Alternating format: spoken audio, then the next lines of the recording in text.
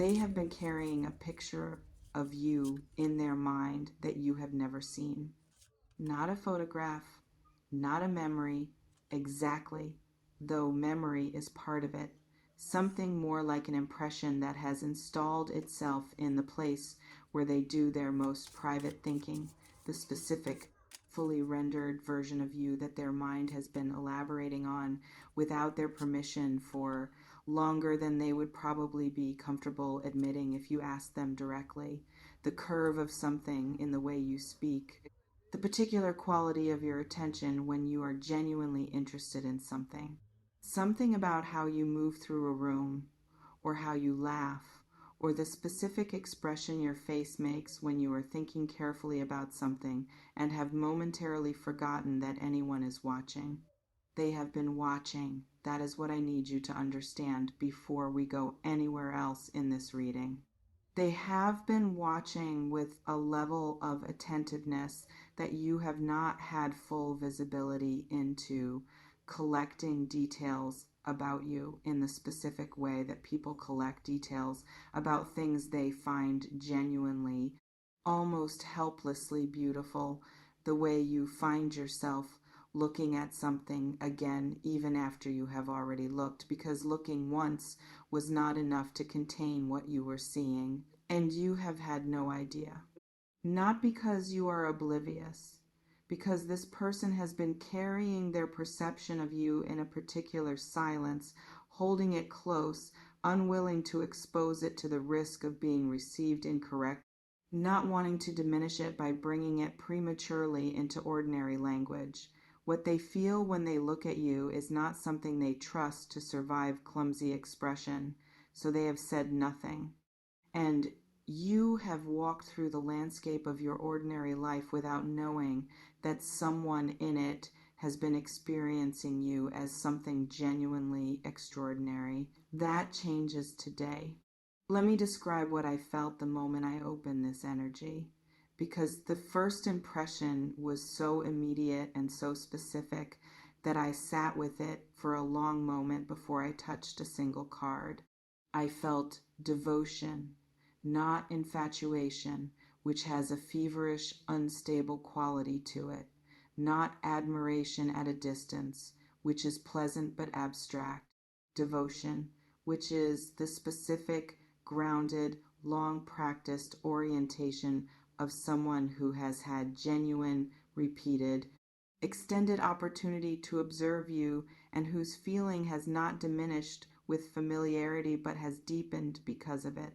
This is someone who knows you well enough that they cannot claim the excuse of idealization. They have seen the ordinary version of you, the version that exists when you are not performing for anyone. And what they feel is not despite that ordinary version, but precisely because of it. I also felt something else underneath the devotion that I think is the most important thing this reading is going to say. I felt yearning, the specific, sustained ache of someone who wants to close a distance that they have either chosen not to close yet or that circumstances have kept open against their preference. There is a gap between what this person feels and what they have been able or willing to express, and that gap has been producing a particular quality of longing that has been accumulating for a long time without adequate release.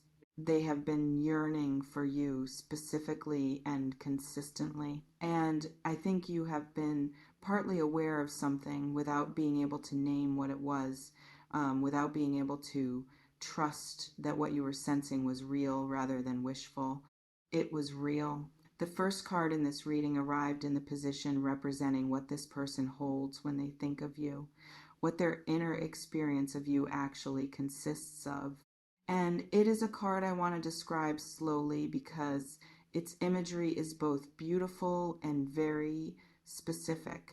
This card shows two cups extended toward each other, held by two figures facing one another, with a winged figure hovering between them at the level where the cups almost touch, and above the whole scene a lion's head wreathed in something that in traditional readings is associated with healing and completion. This is the card of genuine, deeply felt mutual recognition of two people who have encountered something in each other that they have not found in the same quality anywhere else, and whose acknowledgement of that recognition has the quality of something both surprising and, on some deeper level, entirely inevitable. What I want you to understand about this card appearing in the position of what this person holds is that it is not describing a casual or comparative attraction. It is not they find you more attractive than most or they prefer you to other options. The card describes something closer to recognition, the specific experience of someone who has encountered in you something that answers a question they had been carrying without fully articulating, something that fits in a place where other things have not quite fit. I also want to speak to the water element of this suit because the cups govern emotion and the deep interior life. And what this card is describing in that register is something that operates at the level of genuine feeling rather than strategic preference. This person is not attracted to you because of what you provide or what you represent or what associating with you accomplishes for them. They are drawn to you because of what you actually are, the specific quality of your presence, the particular person you become when you are most fully yourself, which is the version of you they have been watching with the most sustained and careful attention. The second card showed me something about the specific content of what this person finds so relentlessly beautiful in you. And I want to be precise rather than general here because the precision is what makes this landing real rather than flattering but empty. This card shows a crowned figure seated in fullness, surrounded by an abundance of cups, in a posture of genuine, uncomplicated satisfaction of someone who has what they actually wanted rather than a compromised version of it. The 9 in this suit sits at the point of fulfilled desire, of having hoped for something specifically and received exactly that thing. And in the context of what this person experiences when they are in your presence or when they are thinking of you, I am reading it as the specific experience of someone for whom you represent exactly what they actually wanted. Not who they thought they should want, not who makes sense on paper, not the person who fits the template their life has been constructing around other people's expectations. You. Specifically, the thing they actually wanted before they started managing their wanting into something more reasonable. I am sensing this person has a version of an ideal, the specific internal sense of what they are most drawn to, of what makes a human being genuinely beautiful to them, that they have rarely, if ever, said out loud, that they may not have even fully articulated to themselves, that they have simply lived with as an orientation without a name. And when they encountered you, something in them recognized, without being asked to and without quite expecting it, that you are very close to that unarticulated ideal. Not close, are the specific reality of what they were drawn toward in the abstract. That recognition is what produces the yearning. Because recognizing something you have always wanted and finding yourself unable or unready to simply take it is one of the most specifically aching experiences a person can have. Does this feel like it is landing on a specific person, Virgo? Is there someone in your life whose attention you have sensed differently from how they have been expressing it? Someone whose gaze has felt like it was carrying more than the words they say would suggest? Leave me a comment. I want to hear who this is bringing up for you. The third card arrived in the position representing why this person has been holding what they feel in silence rather than bringing it to you directly. And this is the card that I think will produce the most recognition in those of you for whom this reading is specifically accurate. This card shows a figure standing very still, enclosed by 8 swords planted in the ground around them, blindfolded, in the specific posture of someone who is not trapped by external force but by their own belief that they cannot move. The sword suit governs the mind, and what this image describes in the context of someone's feelings about another person is not the absence of what they feel, but the specific mental prison of believing that expressing it fully would result in something they cannot survive. I am sensing this person has a particular fear that operates in relation to you specifically, not the general fear of rejection, which most people carry to some degree, but something more specific.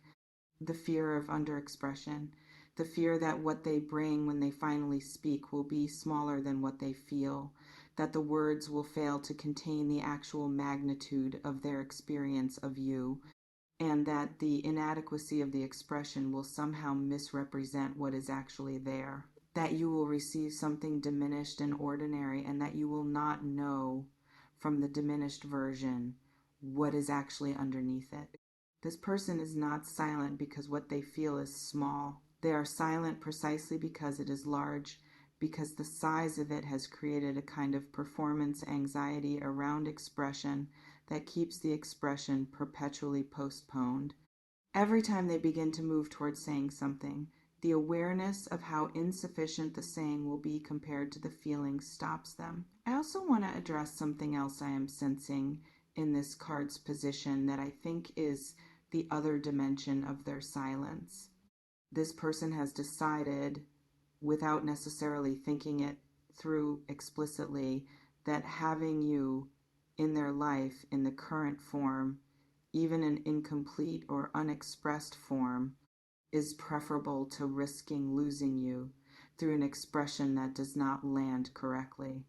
The silence is, in a sideways way, a form of protection of you, of what they have with you right now, even when what they have with you right now is not everything they want. Inhale with me for a moment, Virgo, because the 4th card is the one that speaks most directly to what is building toward expression, and I want you to receive it with the full weight it carries. This card shows a trumpet sounding from above a landscape, with figures rising from the ground in response, arms extended upward, the specific imagery of a moment of genuine reckoning that cannot be indefinitely postponed, of something that has been building toward expression and that has now reached the point where the continued containment of it is no longer possible. This is the card of something that has been forming underground, breaking through the surface of a decision that has finally crystallized, of an expression that has been held back long enough that the force of its own accumulated pressure finally exceeds the force of whatever was holding it. I am sensing that what this person has been carrying about you has been building toward exactly this kind of pressure point. The silence has not been sustainable indefinitely. Something in them knows this. Something in them has been registering the accumulating cost of the non-expression, the specific exhaustion of carrying something this large without being able to put it down or deliver it. And that awareness of a threshold approaching is part of what the yearning consists of now. Not simply the longing for you, but the specific imminence of something that has been too long inside, finally moving toward outside. I want to be direct about what this card tends to indicate about timing, because I know that question is present even if you have not asked it explicitly. This card does not point toward a vague future. It points towards something that has moved from potential into process. The crystallization has occurred. What remains is the moment of expression, and the energy around that moment feels genuinely near rather than theoretical.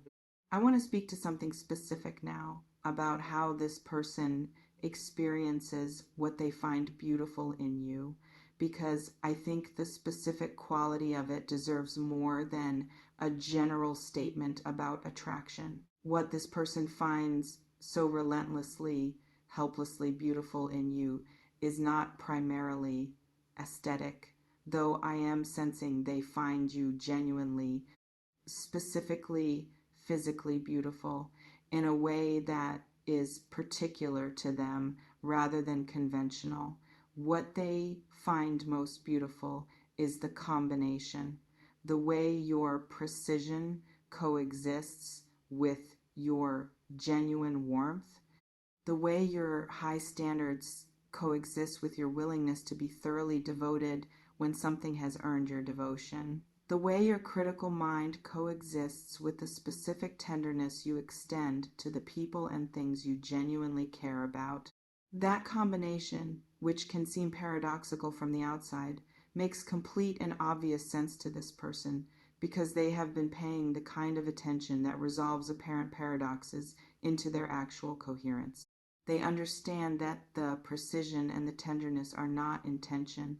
They are both expressions of the same fundamental quality in you, which is that nothing about you is performed. You do not show warmth strategically and withhold it strategically. You are warm because you are warm, and precise because you are precise. And the specific person who results from that combination is someone this person has found to be, without exaggeration, unlike anyone else they have encountered in the same way. I also want to name something about your particular kind of beauty that I think you may not have been told clearly or often enough. There is a quality of depth to you that reveals itself gradually, and what this person has been experiencing over the time they have been carrying this privately is the specific accumulated revelation of that depth, layer by layer, each new layer making the previous ones more significant rather than less. You become more beautiful to them the more they know you. That is not a common experience. Most things reveal their limits with familiarity. You have been revealing your depths, and that is what has turned this from initial attraction into the sustained, specific, unabating yearning that the opening of this reading described. I want to go one more layer deeper into this because I think it is the most important thing to understand about how this person has been experiencing you. There is something they have noticed about you that other people in your life may have missed, something that only becomes visible to people who are watching with genuine, sustained attention rather than casual observation. It is the specific quality of how you hold your own light, how you carry your extraordinary capacity without performance, without announcement, in a way that makes it discoverable rather than declared. Most people who are remarkable in the way you are remarkable lead with it, because leading with it makes it easier for others to recognize and respond to. You do not lead with it. You simply have it, and it finds its way to the surface through the ordinary texture of how you engage with the world, through the precision of a specific observation you make, through the specific quality of care you extend to something or someone, through moments that are not staged and not optimized but simply real. This person has been collecting those moments. They have an archive of them, and the archive is what the yearning consists of. The fifth card arrived in the position of what is now possible, what becomes available when this person's expression finally closes the distance between what they feel and what they say. And it is a card that carries genuine, uncomplicated joy. This card shows two figures dancing inside a wreath. the quality of movement that belongs to someone in genuine celebration, unguarded and full, not performing happiness, but genuinely inhabiting it. The number here sits at the completion point of its suit, at the card that represents the full emotional flowering of what the cups have been building toward across their entire sequence, the arrival at a happiness that feels earned rather than accidental, that has the specific richness of something that has been genuinely hoped for rather than simply stumbled upon. I am sensing this card is describing what becomes possible in the aftermath of this person's expression reaching you, not the dramatic, complicated aftermath of something that produces as many questions as it resolves. The simpler, lighter, fuller aftermath of two people who have been carrying something privately, suddenly carrying it together. The specific relief of that, the specific joy of that, which is a different quality from the joy of novelty and considerably deeper. The joy of finally being allowed to be obvious about something that has been obvious to one of you for a long time. I also want to speak to the fire element's presence in this card through the wreath's warmth, because it adds something important about the quality of what is possible between you. This is not a gentle, diffuse, comfortable warmth. This is fire. The specific aliveness of two people who generate genuine heat between them, who animate each other, who in the specific atmosphere created by their being together find that things happen, ideas arrive, life feels more charged and more possible than it does in ordinary circumstances. That quality is available between you. It is part of what this person has been yearning toward, and it is real in both directions. Before I close, I want to say something to you directly, Virgo, and I want you to let it actually reach you rather than deflecting it with the specific Virgo habit of immediately qualifying anything flattering into something more modest and more manageable. You are genuinely extraordinary to someone right now. Not in the generic way that everyone is extraordinary to someone somewhere. In the very specific way that you, this exact version of you, the combination of everything you are precisely as you are, has produced in a specific person an experience of beauty and depth and wanting that they have not been able to set down or move past or redirect toward anyone else, regardless of what the practical convenience of doing so might have been. That is specific, that is real, and you deserve to let it reach you fully rather than at the careful, modest distance that makes it easier to hold but less true in the receiving. Someone has been yearning for you specifically since they understood what they were looking at. That person is approaching their threshold. And what is on the other side of their expression for you is the discovery that something you perhaps sensed but did not fully permit yourself to believe was true the entire time. Let yourself be found exactly as beautiful as you are. If this reading reached something in you that needed to hear it, please share it with a Virgo who might be underestimating the depth of what someone in their life is carrying about them. And leave a comment. I want to hear who came to mind and whether this landed in the specific way that specific readings land. I read every single comment and I hold the stories that come through this community with genuine care long after this video ends. Until next time, Virgo, someone has been looking at you, really looking, and what they see has been keeping them awake. You had no idea. Now you do.